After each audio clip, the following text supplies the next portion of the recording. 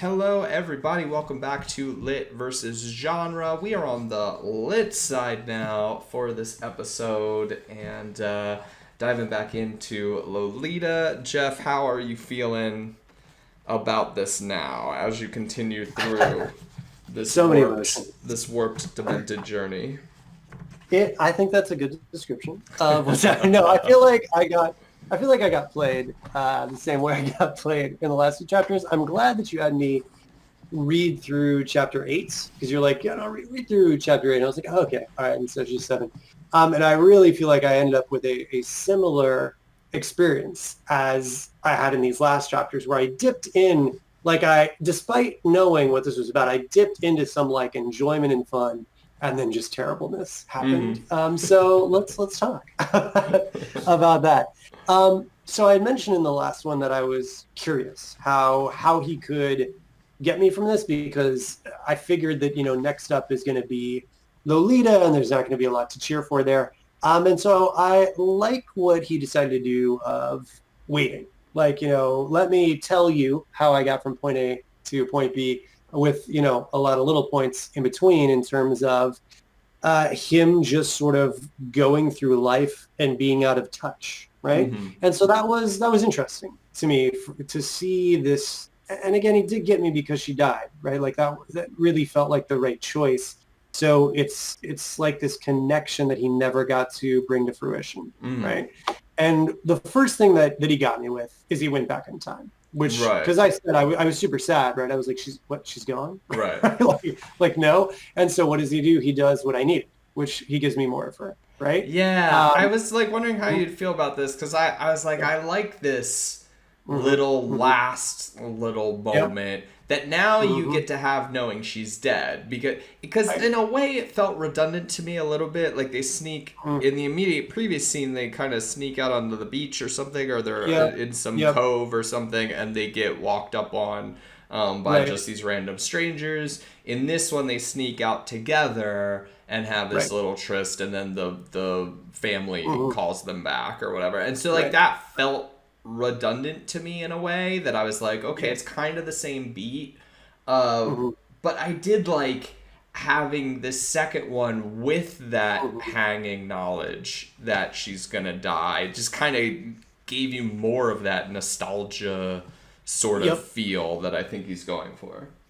No, completely. I mean, it did feel a bit like a cheat to me because I thought that them at the beach was like the furthest they had gone, right? Or that was like the one time that they were able to sneak out together, right? But then, so I am just going to pause you briefly. I did enjoy the phrasing of like, I leaf again through these miserable memories. And so that, the fact he says that they're miserable, that does give me some sympathy from him, right? He was a kid and then his first love died, it's terrible, right? And so he did a nice job of easing me into some sympathy for him. And then, as I said, getting her again. The fact that we continue to talk about her really was what I wanted. I didn't know that's what I wanted or expect that was what was going to happen. But when I started getting her again, I was like, I almost breathed a sigh of relief. For like, let's get to have the goodbye, And so I did like it. Like I said, part of me was like, but wait, I thought the beach was it, but they seem to go way further, right? Especially with like the knees on his wrist and everything, right? And I will say the nice thing about this book is, again, you're reading about two kids, so you feel like you can root for them, right? Because like this is a book, whereas we were talking about before, it feels like we're not going to be able to root for people, right? Right? We're going to be able to root for people maybe going against our Humbert, which I will talk more about later. But in this part, it was like this is a well-written scene. It definitely gets the emotions, the sensuality across the ecstasy that he's talking about. And again, it creates that feeling of loss ever more keenly because, as you said, we know she's gone. So it does. It allows us to understand him more. And I thought I was impressed with some of the descriptions here because obviously, sex in writing, it's risky, I feel like, because it just feels so easy to do bad or badly and turn someone off, right? Obviously, for example, I come from more of a fantasy background, clearly. But like Game of Thrones, for instance, there's a lot of sex in that, or even like in old Alien novels I used to read and Predator novels, there was sex in those, right? And I think, Wait, an alien, as in like aliens? Alien? yeah, yeah. Like I used Wait, to there read are the old, Alien like, and Predator novels that had sex in them? yeah, there were. We need to take these out. We need to find these. I need to know But what's yeah, going on in the Alien versus Predator sex scenes. yeah. I will see what I can do to find that. But I remember as a kid reading them and feeling sort of as described here that like, I was getting away with something, as a young kid. Because yeah, I wasn't expecting a sex scene or a sexy scene at any rate in an Alien versus Predator novel. I was going in for the action, right? So I think this book, it's obvious that sex will be talked about. But I think what we expect as a reader, especially due to the way it was open, is that it's all going to be something that we are going to frown at and point a finger at and say is terrible or Right, unseemly, right? If it was going to happen, like, how dare you give us a right. sex scene in a book about what this is about? But this one feels allowable, right? Because they're kids. Now, maybe we could say, is it being described too much for kids? But I feel like he skirts that line, at least for me, nicely here. That he hints at things with a skilled hand, um, and then I found it enjoyable, and again made me feel the loss more for Yeah, what he felt. Yeah, yeah, so I thought it worked well, even though again I do feel like he cheated here, but I think it was worth it. yeah. Right on. Yeah, I agree. I felt it was like it did a good job of capturing that sort of awkward first Right, sexual encounter, and then right, like also kind of right. how overwhelming that is. And he does get a big Hmm. pass to overwrite. Like he set you up to allow himself to overwrite things, right? Like that's Yeah, normally yeah. what goes wrong in a sex scene is that like the tone just doesn't match the rest of your Changes. book, right? And you're like, oh, this is Yeah, awkward and weird. right, And part of this is it's supposed to be a little bit awkward because it's like a first sexual encounter, but right. like also he's not changing the tone here, and he's almost giving himself carte blanche to go as big in any of the Yeah. prose as he wants, you know? No, I would agree with that. That I think people realize that obviously people joke about sex scenes and things like his throbbing member and things like this, right? Right. And so there's all these parodies associated with bad sex scenes. And so I feel like when a writer enters into writing a sex scene, they're like, okay, I gotta step things up a notch. I can't just describe Right. something and it'd be fine. I feel like people try to put on their A game, if they're gonna Yeah. do this. And I think you're right that can create a tonal shift in the Yeah. way the writing is done. And I think Maybe also similar with dream sequences. maybe could be callbacks. But with this, you're right. He has a style throughout, and the style does lend itself to this sort of writing where he's not revealing everything, right? Like that's just sort of the nature of how he's telling his story, and so it works for a sex scene. Yeah, Yeah. no, I'd agree with that. I'd agree with that. So continuing on, so that I liked. This uh, these parts I don't have quite as many highlights in because halfway through I was like, wait, I'm supposed to be highlighting. So there's many more later. But I would say for chapter 4, I wasn't expecting it, and he did what I needed. He gave me some of the closure that I needed there. At the same time, giving me the sense of why he continues in the way he does, Right. right? But then continuing onward, right? I was interested in this, something that I mentioned before, of seeing him just sort of be awkward. That as he grew up, he kind of lost his window, right? Because Mm-hmm. I'm again feel bad that I didn't hide this particular part, but he talks about how that you're allowed to love someone over a certain age, but not within a particular age. And so while he was that age, basically it's allowable. But then once he's past that age, it's done, right? So it Mm. feels like he lost his window to have that love. And so we see him just sort of flumping through life. I mean, don't get me wrong, I like uh, him talking about how Paris suited him and how he's basically just sort of being an ass, a pompous ass, because he Yeah. published these torturous essays. I enjoy where he is self-deprecating in parts, that he Yeah. recognizes his own, uh, you know, that he is the way he is, that he's so, I can't think of the right word for it, but, you know, he's so over the top, and he Yeah. recognizes that about himself. That was So I interesting enjoy because that. it butts up against him being exactly the opposite a lot, where he's, Mhm. you Mhm. know, very much feels superior. I was And going to lead in that. and in Yeah. one like amazingly like creepy kind of move that he does is feeling superior by actually being a pedophile. You know, like almost taking it as a badge of I see something that Right. I other was going to people lead in. don't, which is fascinating. Mhm. But I hadn't even thought Yeah. about him being self-deprecating here, but he definitely is. Was chuckled Yeah. over by the 6 or 7 scholars who read Exactly. it, Yep. Hmm. where he's just Hmm. making fun of himself and how kind of a failed academic he is. Yes. Exactly. And how he's so niche that he's doing things people don't even care about, right? Mm-hmm. And it does thematically weave into then his, niche with the nymphets, right? Mm-hmm. But yeah, no, I enjoyed this part because I was like, oh, okay, I'm going to learn about him. He's self-deprecating. Cool. I like that. Um, and then so we continue onwards. Um, and then, yeah, here he gets into this. So I found this interesting and definitely seemed to ring true for me. In this moment, it's so funny. It's so random. But the other day I was visiting a friend. We had like gone back to our old apartment complex that we recently moved from. And the friend we were visiting had a show up. It was a Columbo movie or TV show that I haven't seen in forever. And they were at this Undertaker. They were at a convention for, this is not Undertaker's, what's the name now that we use? The word Undertaker stuck in my mind. Hold up. Your friend was watching Columbo? Yeah, well, she's older. She's older. Oh, okay, She's in her okay. 60s and 70s. Columbo was up, right? So number one, right? Gotcha. Now it makes Dated, sense to right? me, but I was Uh, like, but- wait. so in Columbo, I don't know what this movie is, but I feel like I need to find it. They were at this convention where they were awarding the best like funeral director of the year. Mm-hmm. And it was either the person getting the award or the person giving the award. I don't know, because I came in mid-scene, right?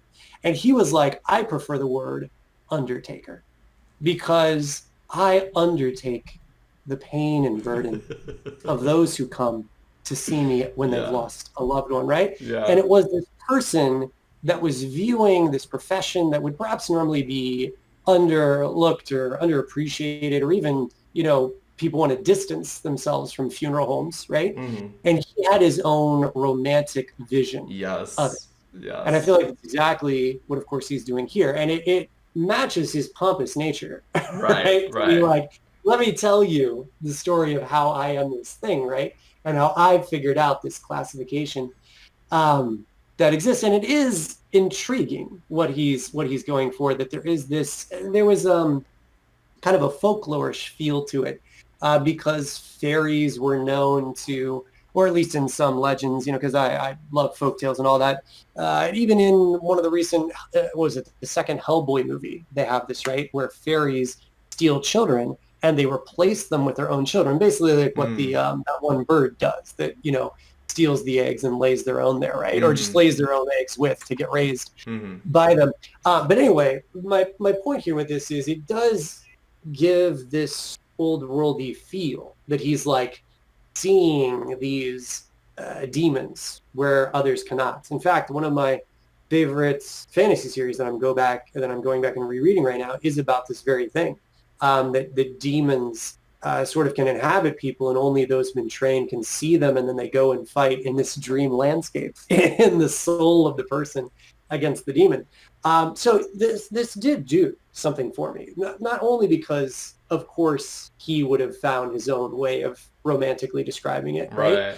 But also that it has this, like I was saying, almost folklorish connotation to it, at least in this part. Yeah. I think it's an amazing bit of really inhabiting your character, Mm-hmm. because again there's that trope that nobody is the villain of their own story, right? Like, and so there's way too many in popular fiction where somebody's mustache twirling villain and it's just not real. It's just not a thing Right. that exists. And then, like, again, the challenge they just sets himself of, I'm gonna really inhabit this pretty awful character, and how would this awful character actually look at it, justify it to himself, actually Precisely. make him feel superior in a way about this, Right. because like I have access to this secret world that other people don't. is like, yeah, it's sickening, but like again, fascinating and a very hard thing to pull off as a writer. I think like a very like I think kind of in terms of just a writing performance, like really impressive.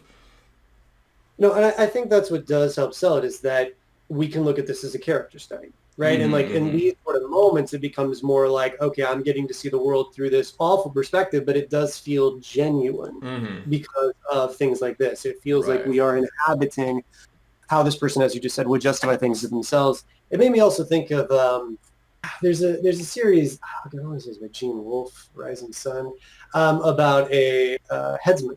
And so like the perspective of what it would be like to be the person that has to execute people, right? That's And like, so interesting. There's one of yeah, my favorite writers, Jim Shepard, has a story about that as well. But his is set in the French Revolution. So he okay. always writes these very historic, not always, but like a lot of his stories are historical. They're short stories, and so it was like that kind of exact same thing. He ran the guillotine or whatever Right, in okay. the Okay. French Yeah. Revolution. I was going to say, I think that particular author is one that if we ever want to try to find hybrids, he's one of them Right on. because his writing style it's pretty intense, What's his name? right? Like it's Gene Wolfe. Okay. Gene Wolfe. Um, and I want to say the story is The Shadow of the Torture, I want to say, which would make sense due to the nature of it. I always picked it up because the cover is amazing, and then I would start reading and being like, I don't know if this is for me. But I think the conceit of it is amazing, and reading this part immediately made me think of this story, Gene Wolfe. But yeah, no, I would, because it is something that I've always meant to read and never gotten to it. Maybe I don't think we always need to be doing full novels. I think we could even do the first chapters of a couple things, Yeah.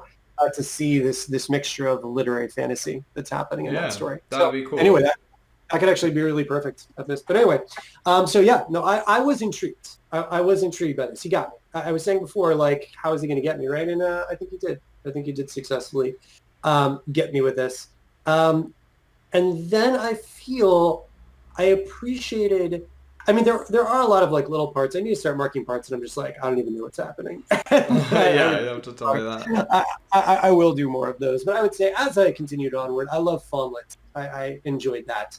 And I enjoyed that he recognized that like this was the time where they were existing together. You know what I mean? That at the time she wasn't an infet because he was a Fawnlet, and that was just the regular state of being, right? And so I found that interesting. And this was the line that I think hit well afterward. Maturing in a cult civilization that allows a man of 25 to court a girl of 16, but not a girl of 12, right? I mean, he talks more about these like lines that are drawn. And then obviously he also brings up a lot of examples from history, right? Yeah. And I know I'm sort of, next page. If you go to the yeah, I was next. going to like, I did just want to pause here before I get to Yeah. that because he's got some language that I got to say is really fascinating to me. There's some parts that I've looked up and I'm like, I still don't get why she would say that in French. But this, I had never seen this word used before. And it was really fascinating. Just some of the choices in language. I do feel as if I get to learn a bit while reading this. And that can be intoxicating in its own right. Yeah. You're like, let me, at least for some people, I know it's not for everybody.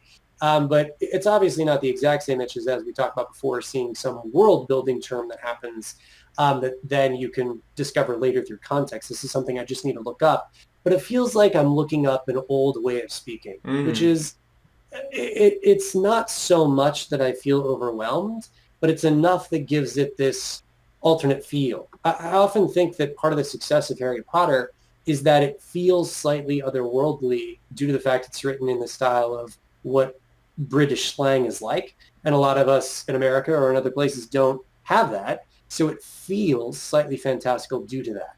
And so this sort of usage of words here and there that I'm not as familiar with, words he's made up, like Fawnlet, or other terms, it gives me that sort of similar sense. Well, he's also hit on a good conceit here because, like, Nabokov just wants to use big vocabulary. I mean, in pretty much every book of his I've read, I've had to look up multiple words, and they have increased my vocab a lot.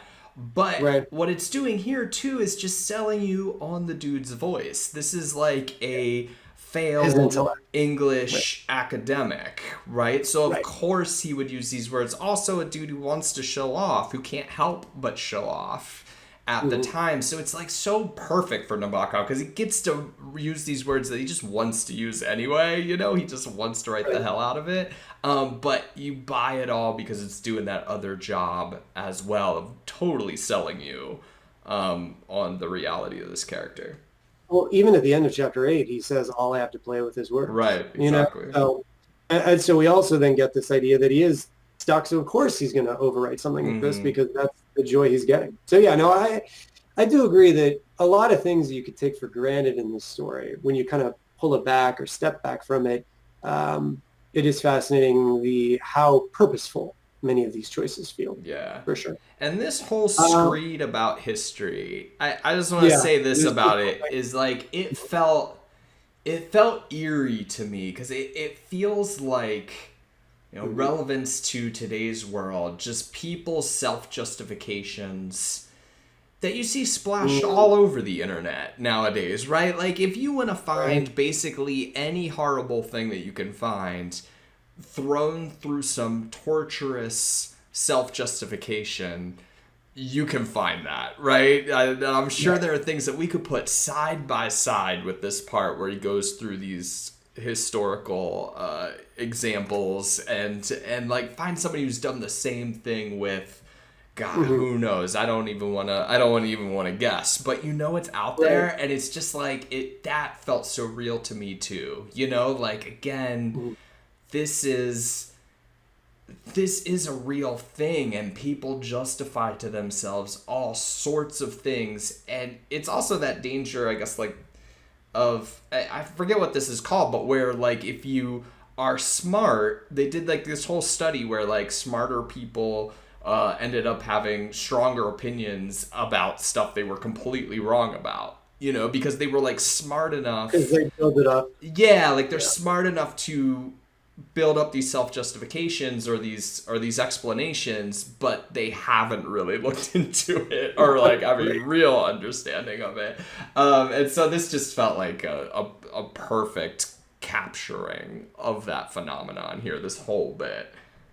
I will say I liked what he was going for here, but some of these were a little tricky for me because it was tough for me to follow his reasoning. Well, not his reasoning, but why he would choose to say the next one. So, like, we get Hugh Broughton, right? A writer of controversy in the Range James versus prove that this person, Rahab, was a harlot of 10 years of age. Now, I do realize that there's going to be some reference I just don't know. Yeah. Right? Like, why would this one come up now? Why is that the first case in point? I don't know. But I get that because it says, oh, well, you had a harlot of 10 years. That's what he wants to do. Okay, fine. So that would make sense to me, but to a degree. But then this later one of like, here is Virgil, who could the nymphette sing in a single tone, or probably preferred a lad's perennium. So this one, it's like, is Virgil, who the nymphette could sing? Again, I'm not quite sure. Is that saying there was an older guy who wanted someone younger, I guess, but preferred a lad's perennium? I mean, obviously, I know in Greek times, there was a lot of stuff about men finding inspiration in young boys, right? So I was wondering if there was something with that. But then the next one is perhaps I thought the description was haunting about the two nubile Nile daughters. But I just wondered, is he just looking at a picture that has children in it? Because that doesn't seem to quite match the point of like history is filled with people who were guys that were with girls who were really young. Right. You know what I'm saying? And later we do get that he is looking at just like books and there's like a schoolgirl. And so that I get. Yeah. So it was just odd to me that some of these seemed like men with young girls and those made sense to me. But then it looked like he was varying them. But some of the variants I didn't understand the purpose of. Well, so the other thing I think this is doing really well is that like it fails as an explanation, right? It's somebody again who's really smart, who's gonna kind of smoke screen, throw a lot of historical examples at you. They don't actually gel. And in fact, like, so I have the annotated Lolita, and most of these are straight up, like, not true. Like this thing about Dante and Beatrice, he was just as young. Notice he doesn't mention Dante's age in this. And Petrarch, I don't know all of these solutions. I mean, obviously I've heard the name Petrarch, but I can't think of who that refers to or who that is historically. But this was also like a thing that, like, if I go to let me see if I can go to the annotation for that one. Yeah, so Dante one, it says Dante was born between May 15th and June 15th, 1265. He was therefore 9 years old when he met Beatrice in 1274, and she was supposedly 8. There was no romance. So even this guy Alfred J. Apple, who wrote these, is kind of has that Nabokian kind of humor to it. Petrarch was born July 20th, 1304. He was therefore 23 when he met Lara in April 16th, 1327. She remains unknown to this day, and all attempts to identify her with historical persons are purely speculative. Her age, therefore, cannot be determined. So, like, yeah, it's all just nonsense. And this is one way. Now, this, you got to dig into it. Like, I didn't have the annotated version the first time I read it, but if you dig into it, this is a way of looking around that unreliable narrator character, which we will see other ways to look around him in just a bit. Interesting. Yeah, I've seen some books with annotations. Obviously, yours is annotated by someone who's not Nabokov, right? Right. But we are seeing some writers, and maybe this happens in other genres as well, but Jay Kristoff with, what is Nevernight? He has this conceit of there being a narrator for the story who then comments on particular things, much in the same way as what you just read me. Right. And so that is a way, again, as you're saying, to have a secondary narrator to kind of point out the unreliable that's happening in perhaps first person or even in third. Yeah, right. Fascinating. Yeah, no, I mean, it definitely made me suspect because some of the stuff didn't seem to relate. And so, yeah, I could see how you could use that to say, well, it's not relating on purpose, right?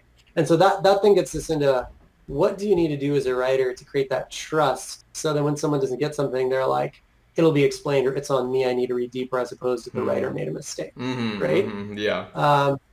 Yeah. All right. Well, no, I'm really glad you told me that. That's fascinating. Yeah, I thought that little section is very interesting, and just like it just resonated to me with all the bullshit that is all over the internet these days. I felt like, wow, this thing from 1958 or whatever it was is like still feels very relevant to this kind of people slinging bullshit up and down. Right. I think he created some nice imagery here of him sort of being this tree sitting in a park that they skip around, and I did laugh here. The insulin hack. Yeah. I enjoy people bothering him. I enjoy this. Yeah. It's interesting in this book of whether you buy the humor of it, because again it's set up such like an awful situation, but in like a certain way it's got these kind of classic comedy hooks, like of this guy who can never have what he wants, that he's surrounded by it constantly. Yeah. Which like is just like in any other context is this super humorous plot. Yeah. And I even think the movie, if you go watch the Kubrick movie, I think it actually plays around with that like a lot more weirdly than I forgot there was a movie. Yeah. There's a Stanley Kubrick directed it. Oh wow. So like, but like again, it's like, is that gonna work for you? Can you kind of divorce yourself from the reality of this enough for that to work from you?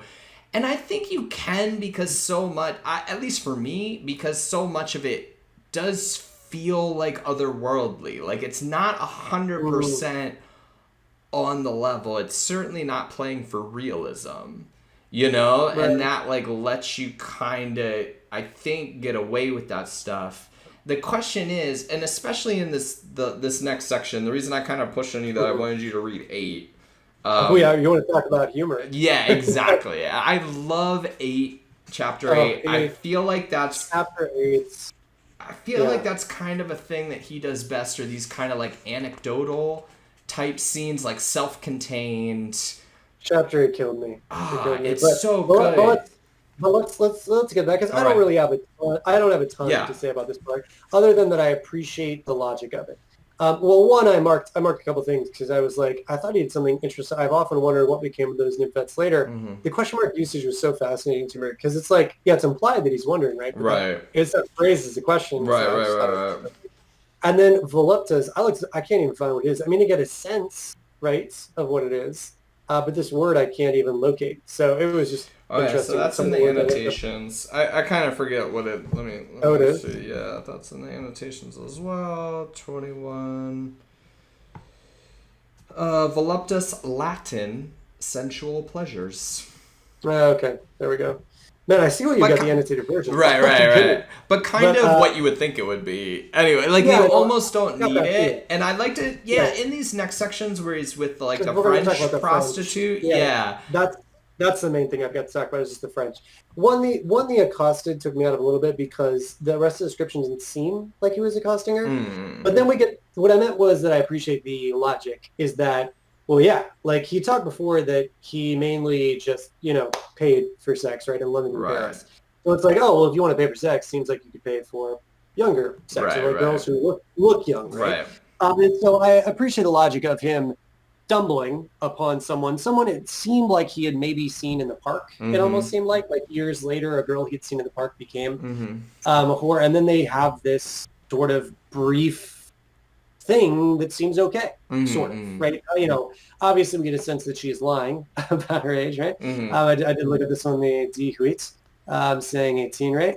And so, this felt consensual and paid for it. I mean, obviously we could have a whole separate conversation about whether paid for sex is okay or not. But in terms of, this culture, it seemed an acceptable way for him to live out what he wants, right? And I will say we start to get into a good amount of French, right? Which, again, I found fascinating, right? Because it felt really brave to me. Like, if I was having a character speak in Thrinish or something, which is one of my nations, right? I would feel like the reader would be like, what are you doing? Why haven't you told me what this means, right? Now, granted, they can't go look up Thrinish like I can go look up French, right? So I think that there's the difference. But for some of these I did look up, some of them I didn't. For some that I did look up, I was like, wait, what? This one right here, when he's got the pleasure, she commented this is her saying that like men have a good idea or men invented a good idea. And I was like, what? So this one, some of these, when I looked them up, I was like, why would she say that? And then the pose, when Le Pen is like, pose like a bunny, I was like, pose like a bunny. So there were a couple that I was like, I became more confused when I looked up what they meant. Yeah, that men invented a good trick. I don't know if she means like just sex in general. Yeah, like that one I don't quite get. Let me look at the pose of Le Pen that it has in here. I'll look up the Illa text. It was something I meant to write it down. I need some rest. So 22:6. This says to stand someone up. So I will not stand you up. Like I'll be there the next day. Okay. Okay. So yeah, that might be an idiom, right? Like that might be a French idiom. So if you literally say it in French, maybe it does like stand like a bunny or something, and like maybe I won't stand you up. Okay. Right. Oh, that makes more sense. She never sang but up. Yeah, the other one, I mean, maybe I'm just using like Google Translator, so this may not be right. The other one was he was smart, the one who invented this thing. So yeah, I guess he was smart, the one who invented sex or prostitution. Maybe. Yeah. All right. So but yeah, so it was an interesting interlude. Like it made sense that yeah, like he's in this park, he's seeing nymphets, then he randomly crosses one. I was surprised that he asked her how much. I was like, whoa, I did not get a sense that she was a prostitute at Mm. all. But then boom, he does. And then they've got this blissful encounter, and then this petering out, but very realistic. And then we get into this thing, which again, I appreciated this line. You talk about Mm-hmm, mm-hmm. well, we talked about the other video, the other Wheel of Time video actually, about having characters that we want to feel are smart and thinking about things. And Right. I like that here he actually treated us as if we were smart, right? Mm-hmm, That would seem like what I'm going to do next could seem probably pretty obvious, right? And it's like, mm-hmm. yeah, I know it does, and then he does it, right? So I he has this trick of doing some self-depreciating things, bringing up things that are relatable despite the craziness of the situation, and then even here, sort of respecting us a little bit. So I mean, I feel like he's definitely doing things to pull the reader along. I feel it when I see it. I think he's Um, doing the yeah. great writing thing of just really inhabiting Hmm. this character so that like you're like, yeah, things that this would occur to this person, and this all Right. feels very real to me, Mhm. again, in kind of a Yeah. ridiculous novel with a ridiculous tone. This all feels very Yeah. real, and like whenever I most of the time when I have a problem with a book, it's because I'm like, this doesn't feel like the writer is really in this person's head. Like I Hmm. don't buy that this is what this person would be saying or doing right now. Like it, Yeah. and it feels like, oh, we're just having things happen for plot reasons because I want X, Y, Mhm. and Z to happen. But I haven't really stopped to think about, would my character really say or think this at this moment? And Yeah. like, I don't think you'll find that in this book. I feel like it is inhabited for sure. Yeah. I mean, I feel it's inhabited in a very tactical way as well. Mm-hmm. I mean, because he could, I think, linger on the less than savory Right, right, aspect of right. his character, right?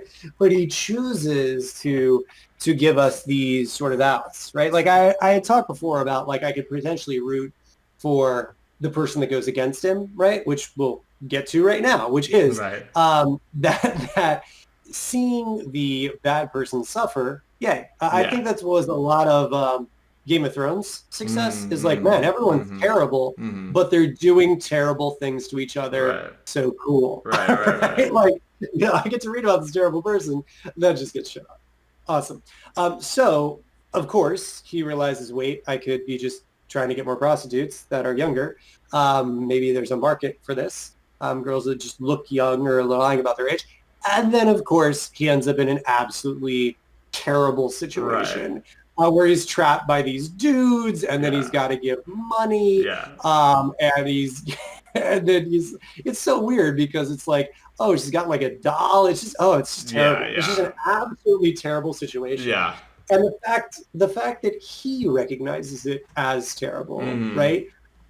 Again, like I'm not going to say it makes him likable, but it is something to say that he's just not gonna go for anything, right? Yeah. It's like there is an aesthetic that he's searching for, and it again seemed to ring true after his whole speech about this existence of nymphets and Yeah. how like not every girl is a nymphet, and there's a very specific quality he's searching for, and that's what he noticed about the other prostitute, right? Right. So on and so forth. So he is discerning and picky in his choices, right? Yeah.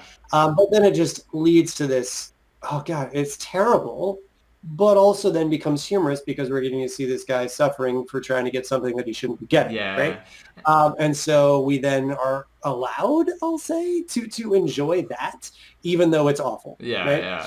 I think So it's again, I feel also, he rides that line. I think he does, yeah. I think it's also Yeah, very inhabiting that, like, again, somebody who's trying to justify something will have, like, a woe is me right, story. Like, 9 times out of right, 10, they'll be like, the world is against me, and everybody, right, being treated so right. unfairly, and, like, it felt very similar that he's, like, telling this sob story. about like exactly all what it these is. things It's that have about happened choice. to him because he's stuck in this situation. Exactly. It's And it's so really good.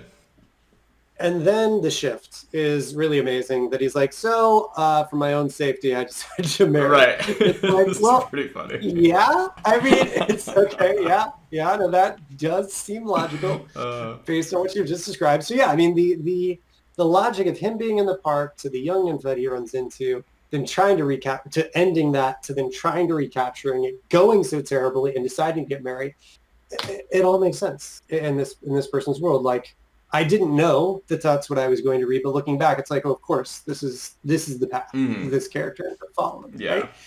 Yeah. It's very cool. The next chapter, let's dive into it Oh, because we're already yeah, pretty no, I long. know we are. We this was a lot. We were reading a lot here. I Yeah. just want to point out again. I appreciate how dreadfully stupid poor Humbert always was in matters of sex, right? I feel it's doing both things we talked about. He's being self-depreciating, but he's Right. also saying, woe is me, right? Right. So he's definitely rocking that. Right. So this chapter 8 was a joy. This Mm-hmm. was a pure absolute joy. I mean, it starts slow, whatever. We're learning about his life. What I appreciated is that there actually is some niceness to it. We had quite a Mm. few cozy evenings together because I thought that he was going to go with like practically brainless Baba. This state of affairs lasted. I thought he was just going to complain about it the whole time.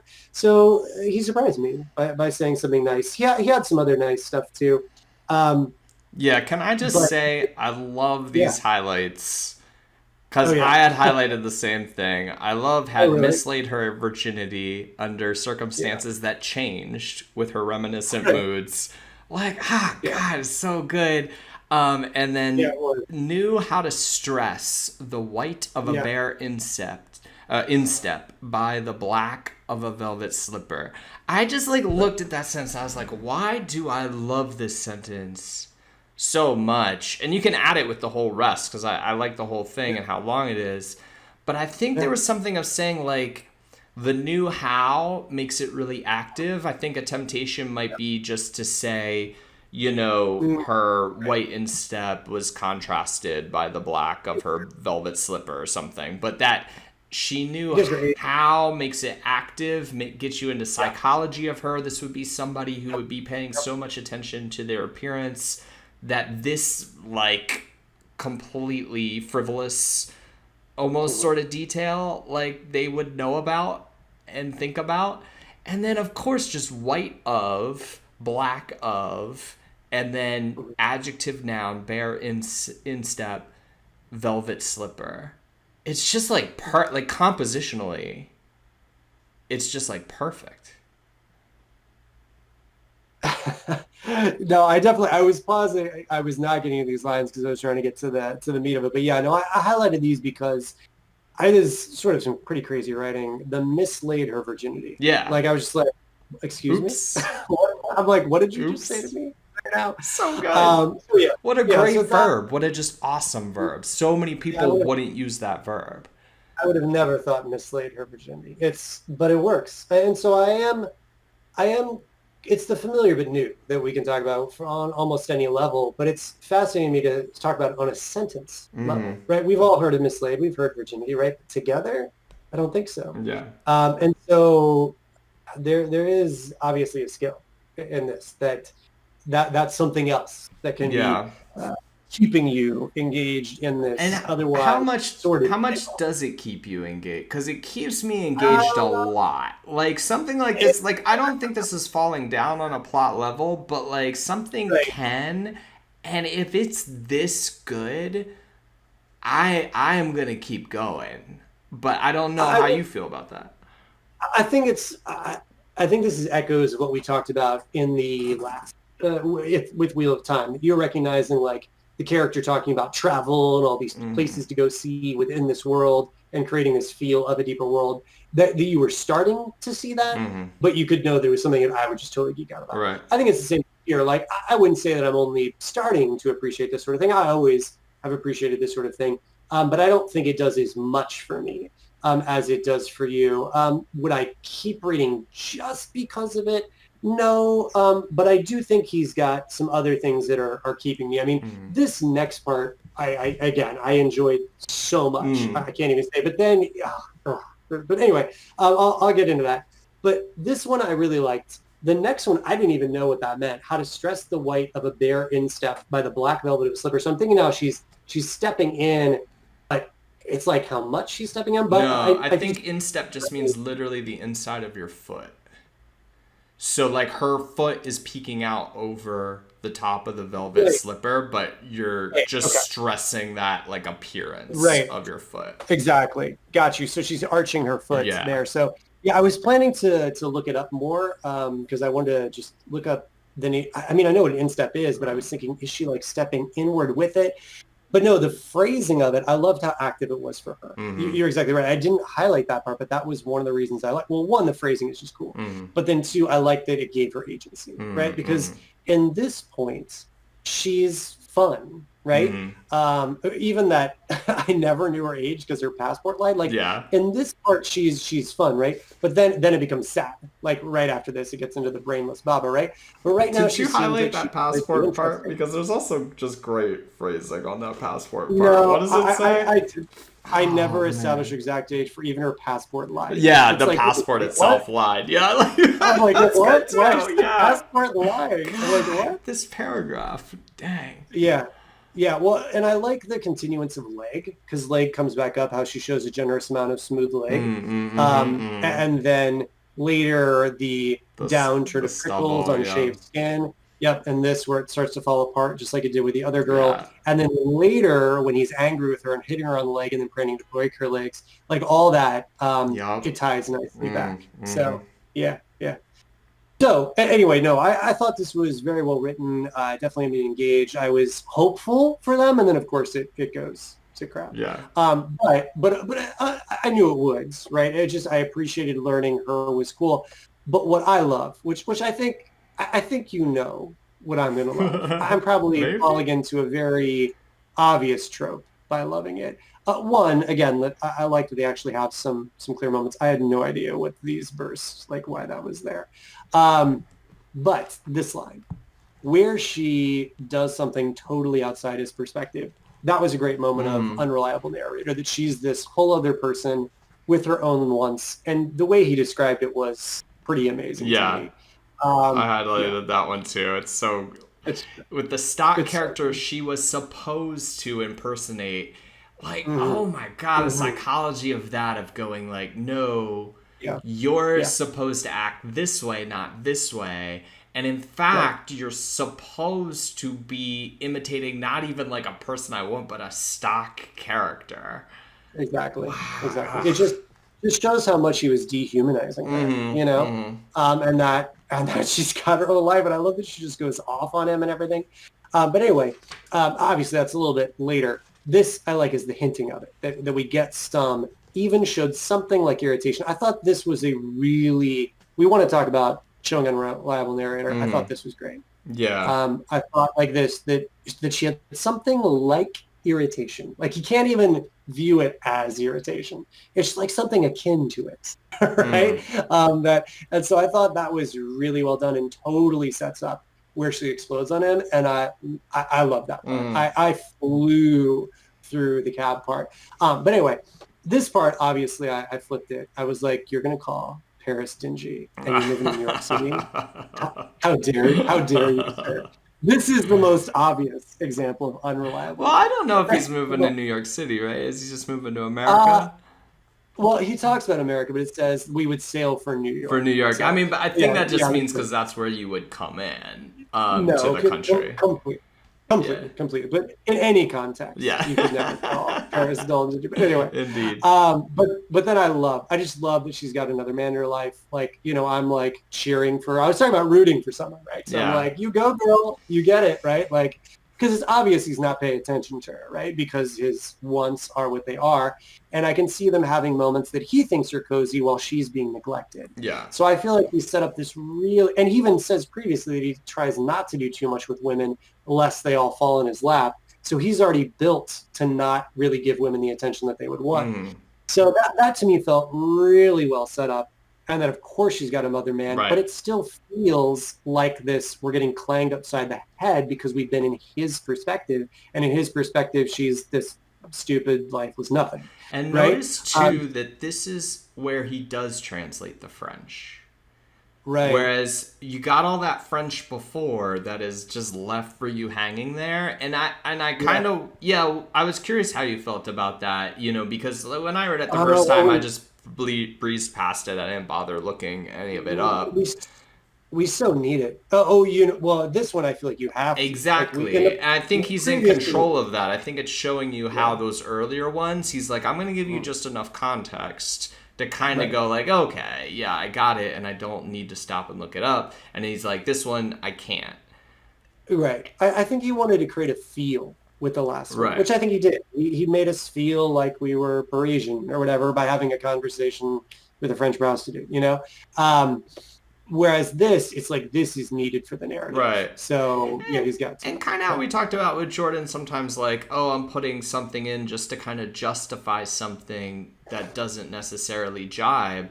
I feel like this parenthesis does that as well. So where he kind of justifies why he's translating. It doesn't really justify why he's translating this one, but like not other French things. But it kind of just gives a little attention to it that I don't know. It also like kind of also serves it up. Like it delays that answer, which you want because you want that to hit harder. So a good way to do that is just to delay it more. But I think it also kind of serves the purpose of being like, oh, why is this one he's translating when all the other ones he just said the French? Yeah, well, I mean, he does continue to. Yeah, this one I did look up. Yeah, I was gonna look. I was checking to see what else she says, but I guess we don't get anything else from her in quotes. Yeah. But anyway, the reason I thought he was doing this one was because for a moment I thought that she was speaking Slavic, so he was translating that, whereas before he didn't. But it does say I translate from her French. So yeah, this one felt different to me because he mentioned the French and the Slavic, so I thought there was something going on there. But yeah, no, it is. Yeah, I mean, did he need to do that? Did he need to play back and forth? Could he just give us translations of all? I understand why we didn't have the previous, because he doesn't want to interrupt the flow, but this one he wants to interrupt the flow. Yeah. So yeah, I feel that. I do. For this one, this is not what I expected him to say. What does he say? Who is he or something? He asks who it is. Right. Yeah, but I thought he was saying like why are you leaving me or something like that. It does say that he has been repeating the question. So when it was that, I was like, okay, well, he has been repeating it. Fair enough. But then I love that it's the taxi driver, especially because there's another part where he's like, his name taxied back to me. Yeah. But anyway, there's this part right here. There's such a great line where he's like, I can't beat her in the street. That's not the line I think is right. That's just so insane to me that I chuckle uncomfortably. But a taxi that had been creeping along invitingly. Now, this to me worked beautifully because I'm used to that from New York. Right. Like we've all seen the creeping taxi, right? That's like, I'm ready. I'm waiting. Do you need me? Right? So I just read it as that. So then when it ends up becoming her man, it was great. Good. And like it allows you to do, this is the thing, like I feel like in a lesser comedy scene, it just is the taxi driver. Like I could see that happening in some like Judd Apatow movie or something. Like you just turn the camera. It kind of reminded me of like Arrested Development sometimes where they're like talking about Buster and they move the camera back and there's Buster sitting right there. Or, it was this like comedy moment.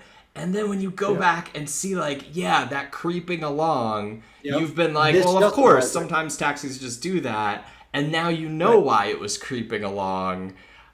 And it's just like, it just fits together so well. And like, and then the other thing that also kind of goes mind-blowing to me about that is you go, okay, Nabokov's a good writer and he's good at like setting stuff up and planting these little hints. But then you got to go, wait, so is Humbert. According to this, I now have to believe that Humbert's writing this thing. Humbert dropped that hint for us in the thing. And that's more fascinating a little bit to be like, okay, he's telling a story. He has really good storytelling skills at his command. that he can utilize at any moment. And then you're like, ooh, that's also kind of creepy to think about it in that way.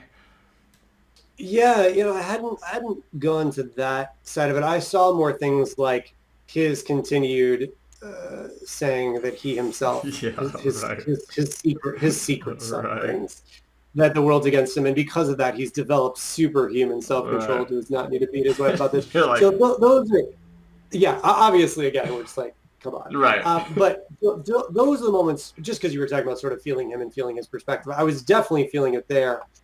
This one, yeah, I mean, I could see what you're saying, that since he wrote this narrative, I mean, I guess, yeah, I mean, we can say, so it's also purposeful from his point of view. And I mean, I can buy that he does seem skillful in his ability to storytell. So that seems fine to me. I don't know if it does anything much extra for me, but I do hear what you're saying. Yeah, I mean, just like when Um, I first read it, my initial thought was like, oh, Nabokov's so good. He did that. right. And then I was like, wait, but I gotta be believing that this is all written by this character. And so now, Right. like, I have to, because of the conceit of the fiction, believe that this guy's also, like, a good enough writer to kind of, like, Good, set that up, you know? And, like, I just Well, thought that was an interesting extra layer. no, for sure. And you do need this. Like this completely justifies it. Yeah, Otherwise, it's otherwise ridiculous. it's But total with this, slapstick. Exactly. exactly. But with this, it works. And then he does the same trick with the toilet, and I got to say, it was pretty amazing. Yeah, It so was let's talk about, first of absolutely all, with amazing. the taxi, Mr. Yeah, Taxovich is another part. Oh no, sure. I made that go wonky for a second. Taxi queen. Yeah, so then we get to the taxi because he doesn't know his name, Mhm. or claims he doesn't remember his name. Again, claims he doesn't Right. remember his name here at this Well, point. I love that they go to like they end up hanging out at Yeah, this that's little perfect. place, having a drink. Felt very French to me. We're gonna talk with the person who's sleeping with my wife. And then yeah, the obviously to get to see him hating on this guy is funny, and consulting me on things like her diet, her periods. Like this, it's so ridiculous, right? The other aspect that felt very true to me here is, Hmm. oh, it felt so true to me, that he doesn't like her. He doesn't Right. like his wife. But the I know, minute but he still. finds out that she's leaving Hmm. him, he's Yep. absolutely furious. And again, that felt so true to me. Oh, it's a hundred There's been percent. like so many people I've known who've kind of like acted like that, and I'm Yep. not gonna throw aspersions. I think we've all at some point Oh like yeah. been like When that you where can't we're have like it, then you care. exactly. It's not until you can't Yep. have it that you don't care. Or Yep. actually, what he's really upset about here is the blow to his ego or a Ego. slight Exactly. or something, and Yep. it just rang so true that I was like Hmm. just Hmm. totally invested in this part. So just to wrap this up, because I know we're going crazy long. This is hilarious. Mountain boots, and then take a running kick. I'm like, I did not think I would be reading this at the start of the story, But because it's so slapstick. But it does work, um, because of just the phrasing and the stuff that's around it. But this was, of course, what really got me. Uh, the guy leaving urine in the toilet, along with a cigarette, which we talked about before. This guy rolling a cigarette, so that was cool. Yeah. But then that Humber can actually step back and realize, wait, I think he was actually being Yeah. courteous and not making a lot of Yeah. noise in our small apartment. And I still hate him so Right, much, right. even though. So that to me is perhaps one of the greatest moments of this chapter. One, that we're talking about this guy just leaving piss in his Mm. toilet and him being so angry about it, but then realizing he did it to be nice and then still hating it so Right. much that he runs outside. And I think that's the Oh part yeah, that's beautiful about this chapter is that like yeah, you are so on, right, Valeria and the Russian guy's side, right? Like you're yeah, so on their right, side. yeah, You so get to see them being kind of like these decent, yeah, kind of wonderful people, which sort of right, like I don't know, wonderful. I mean, I think like a lot of things that Hubbard says are true. Like, oh, they're simple, mm, they're unsophisticated, right. but That doesn't they're mean bad. extremely likable. But and Right, then that butts up against his horribleness in like a comedic right, way, that like works so well and is so funny, Yeah. like him raging against these totally wonderful people. Right. And then Well, like Nabokov lets you see around it by giving you that thing that even the peeing and not flushing that sets him off right. running back to the Yeah. road was actually this politeness thing. Right. Now, like, the thing that's funny about this is it's hard not to separate that, Nabokov is Russian. He would know this. I don't know why Humbert knows this. Yeah, Right here. I mean, yeah, I don't know why it would be a middle-class Russian courtesy. I mean, I do love with an original tang, perhaps. I feel like he just wanted to be able to say this. I feel like he wanted to be able to say I think he wanted to say it. Yeah, I think Nabokov wanted to say it, and he's like, okay, I'll push just enough that maybe you would buy Humbert would have some knowledge of this. Because again, I really want you to see around Humbert here. I really want you to like these people. And this is like really where like we're seeing around him. We're seeing the situation, even though he's in first person telling us it. We know where he's just being mean or cruel, and we can see these people for who they really are. Even when he goes even more insane with it, like in the next part where he says that they were then experimented on or something like ridiculous. That's where I'm going to be going. I feel as if we have gotten into a rhythm with Nabokov. What I mean by that is intros tells us things are going to be terrible, right? Gives me things that are, well written, and then this sweet scene of his love. She dies, right? So we get this like, oh, things can maybe be okay. Oh, it's terrible. Then in this part, I'm dying, I'm laughing, Humbert's suffering, it's great. And then I get this, what is this? That they're in this, she dies from childbirth. They're in an experiment of eating dates and bananas in a constant position. What is this? Like, well, first of all, let's do that. Name taxis back to me. It hurts me physically how good that was. I was like, oh, well, I know that was just in the part. How does he get that perfect verb? But all of this is again nonsense, like the Dante stuff. Yeah, it's right, and we know it because but they appear not to have been published yet. These scientific products take, of course, some time to fructuate. I hope they will get illustrated with photographs when they get printed. So, of course, it's all not true. It's, again, something like in his weird mind where he wasn't able to enact revenge on them in the moment. So he's going to enact imaginary revenge on them. And tell us this blatantly absurd thing, and then say, "Oh, I'm sure that the actual scientific paper will be coming out any day now. I'm sure it will." I mean, that does make it better for me because I took it at face value. I mean, to me, again, this is that issue of how can you tell necessarily when it's the author versus what they should have included versus not. What I mean by that is, for me, it was completely unrealistic that a man from Pasadena would know this, right? Like, why would a man from Pasadena know about this experiment? Right. And happen to know his exact person, right? It's like, how could that be? But I treat it as if it's real, and then this happened, and then I hate the book. But I mean, this line, these scientific products take, of course, some time to fructuate. That just drips insincerity, though, doesn't it? But that happens. That scientific journals take a long time to come out after the science has happened. I tried to find the results of these tests in the review of Anthropology, but they appear not to have published yet. I mean, I think Nabokov's giving you plenty of clues here at this point.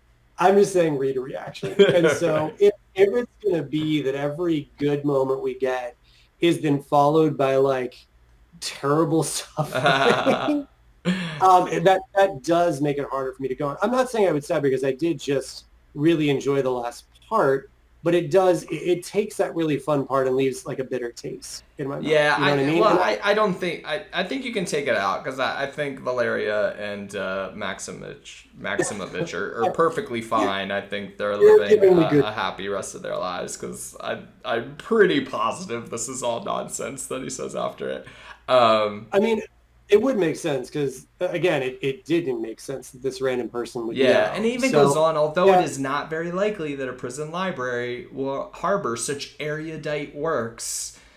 right. Right, like they're a little dig about how superior I am, but also I'm No, never no, going to be completely. able to supply you with the documentation of this, is what he's saying, right? Like, I'm never going to be able to give you the proof of this. Well, that's because it didn't really happen. And also, I I mean, think it the is. extreme, how extreme, like, if it was just said she just died in childbirth or something, I could be like, okay, he could have heard that, and that's Right. sad. But that is so ridiculous. It's so It means ridiculous. it's just like him enacting his imaginary revenge on people he could not do it on at the time. Yeah, I like that idea. I do. I just think that's the danger, right? We were talking about the difficulty of in first person How letting do the you do reader it? know that what the person is saying is BS. Yeah. And I would say that there were other parts that were successful for me in this, but I think the fact that the other girl died makes this one much harder for him to do for me because to me it seems like he's setting up a pattern. Um, so yeah, this one's just tricky. I mean, don't get me wrong. I'm happy to hear that that they're likely okay. Yeah. But if I was just reading this, I would think it was real. Yeah. Um, and then the next part was interesting. I like how it ends with all I have is words to play with because we've definitely seen that throughout, right? But that we're seeing these weird like little. I mean, the nymph brought up was interesting, right? Right. But then this idea that he's just basically going crazy and whatever he can read and attach something to, he'll take, right?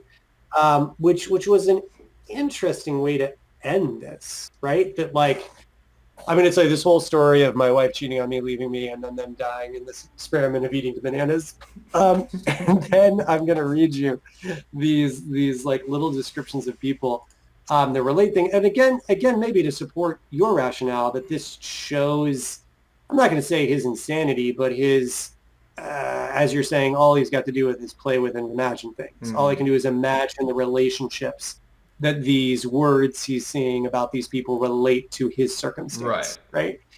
So yeah, I mean, I could see how that could support what you were saying with this, but it did feel off. Again, I loved the bulk of chapter 8, but it was sort of an odd end for me. What were your thoughts with these little snippets we get Yeah, of well, people? so it definitely feels weird. I love the line that introduces it. I was treated last night Right. to one of those dazzling Mhm. coincidences that logicians Yep. loathe and poets love. And all we can say at this I was jumping point. again. It's jumping again. That's why. Oh, I yeah, was yeah, trying to. yeah. I've got that line because yeah, no, I really did Yeah, like it's the such a intro as good well. one. And Yeah. all we can Yeah. kind of say at this point is whatever coincidences he's referring to must be about the play, the Yes. Little Nymph, and that then the actor's name is also Dolores, Right. like Lolita's. But, so, spoiler warning, there's a lot more coincidences in here There we that go. we don't know about Okay, so yet. this is like one of those. I finally got it up. Yeah. So yeah, the because I went back and I was like, wait, what is he trying to do with this? And I was like, oh, there's coincidences in the naming.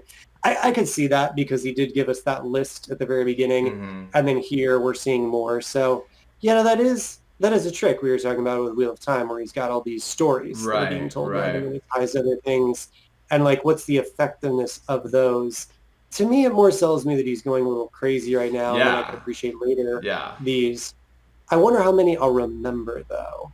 I'll be interested to see as we press forward how much I'll get a tie back to this because Yeah. I sort of just when I read the first two and I was like I'm not quite getting the relationship and so I just kind of I mean I read it but it Yeah. didn't It's stick with very me. obvious then later what the ridiculous coincidence Mm. is of this. Okay, But cool. right, it's like I don't know if you would call it foreshadowing, but just something that maybe on a Mm, reread you then right. do know and Yeah. appreciate, which we have seen in Robert Jordan. I mean, one last thing about this that I really liked is I love the has disappeared since in a list of some 30 plays follows. And that, like, that is. So here's what I was wondering. It says then in the parenthesis, I noticed the slip of my pen in the preceding paragraph, but please do not correct it, Clarence. And I was like, I'm not sure what the slip was. And then, like, the annotations actually told me, and I guess I kind of was thinking of everything he wrote before, not just of the immediately previous paragraph. I thought it has disappeared since then. Yeah, it has appeared since in. But I kind of, when I read it the first time, felt like that is like an actory thing to do sometimes, to say that you disappeared into the role. So like I actually kind of bought it as like something that would be in like a playbill type thing, but then also loved it that like the Dolly doppelganger, the Lolita doppelganger has disappeared since in, and then like even just kind of stopping it right there. That is pretty cool. I just thought that is playing with words, you know. Yeah. No, that is fun. That is fun. Yeah, I saw those two parts, but I was like kind of wrapping things up, and I was still like, why did they die eating bananas? I was still traumatized. And so I didn't really, I'm so glad you brought this up, because yes, I would completely agree. Reading these, of course, felt like playbills. I've read many playbills in my day. I mean, yeah, an actor would totally be like, I disappeared into the role of. I was. Right. It just felt like the perfect word on like so many levels. It does. And then, and then right after saying appeared later, I noticed the slip of my pen. Yeah, no, that's pretty boss. I will, and I do like the direct address to the person. He creates this realm of like, there's all these people interacting with the narrative in a really fascinating way, because obviously we've got the person writing this to show us that he's not true, we've got the person that edited its name Clarence, we've got the people he's talking to and showing photographs to. It feels like a lived and breathing world because there's all these people connected to the story, not just in the story he's saying. He really breaks the walls down with this. Fascinating stuff. Yeah, no, that's neat. I really like that disappeared in the period. Thank you for pointing that out. Man. All right, we are at time limit. I think pushing time limit. So let's wrap this one up. Maybe we'll read a little bit less. I don't know. It's hard to tell with these because like some of the chapters are just like 2 paragraphs, and then some of them are longer. But I don't know. I'm having a blast going over it. Like hopefully you're kind of seeing why I love this thing. No, I'm seeing it. I mean, he's definitely taking something it feels like you can't touch with a 10-foot pole and, playing with it, in ways that I'm not expecting, but then do things that do make sense and that I would expect. So it's, it's definitely an interesting ride for sure, 100%. And like I said, I did thoroughly enjoy Humbert getting left there. That was awesome. Like everything about that was absolutely amazing. And so that to me does create a fun promise for the future that he's going to throw Humbert under the bus. And that is fun to see, right? So, and that we get to see that Humbert does have these moments of seeing beyond himself or seeing other person's perspective, which is nice as well. So no, and lastly, that we are getting a true immersion into someone for the most part, except maybe when Nabokov cheated. So I would say that those things would keep me going in this narrative. Very cool. So until next time. Until next time, everybody. See you then.